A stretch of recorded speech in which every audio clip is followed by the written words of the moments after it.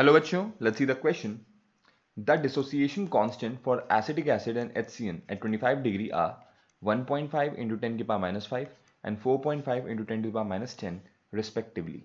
The equilibrium constant for the equilibrium this would be. ठीक है, तो सर सबसे पहले मुझे क्या दे रखा है? मुझे दे रखा है एसिटिक एसिड का डिसोसिएशन कांस्टेंट। तो एसिटिक एसिड का डिसोसिएशन कांस्टेंट मतलब ये ब्रेक हो जाएगा आपका CH3COO नेगेटिव प्लस, ओहो ये क्यों बना दिया, प्लस H पॉजिटिव। ठीक है, चलिए इसके लिए आपको दे रखा है, इसको मैंने ले लिया K1 और इस K1 की वैल्यू क्या है 1.5 into 10 to the power minus 5। ठीक है सर, ये तो था पहली इक्वेशन। दूसरी इक्वेशन क्या है HCN। तो HCN का डिसोसिएशन कैसे होगा? HCN का डिसोसिएशन हो जाएगा आपका H positive plus Cn negative और इसके लिए आपका K2 कितना गिवन है 4.5 into 10 to the power minus 10। ठीक है, तो सर अब आपसे पूछ रहा है कि अगर मैंने आपको एक रिएक्शन दिया, क्या है वो reaction Cn negative plus CH3COOH और ये आपका इक्विलिब्रियम में है किसके साथ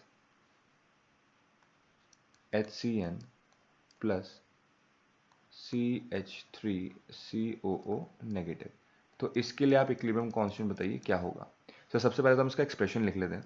इसका एक्सप्रेशन आ जाएगा आपका active mass of HCN multiply by active mass of CH3COO negative divided by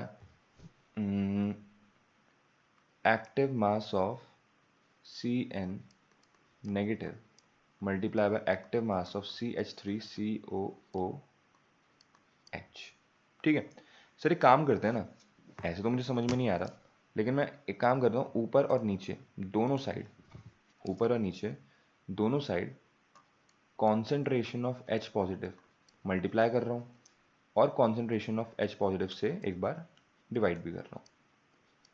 ठीक है ना, concentration of H positive ion से मैं मल्टीप्लाई भी कर दिया, मैं डिवाइड भी कर दिया, तो क्या कुछ फर्क पड़ेगा? आप कहेंगे नहीं सर कोई फर्क नहीं पड़ेगा।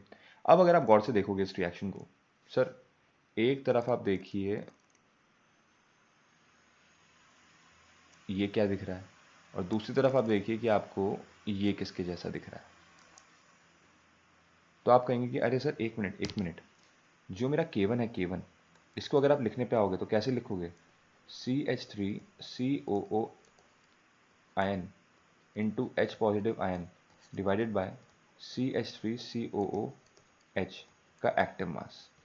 और अगर आप K2 लिखोगे तो K2 कैसे लिखोगे concentration of H positive into concentration of Cn negative divided by concentration of HCN। तो सर ये वाला जो एक्सप्रेशन है आपका, ये वाला एक्सप्रेशन ये दिख रहा है थोड़ा थोड़ा 1/K2 के जैसा, और ये वाला जो एक्सप्रेशन है दूसरा वाला ये थोड़ा थोड़ा दिख रहा है आपका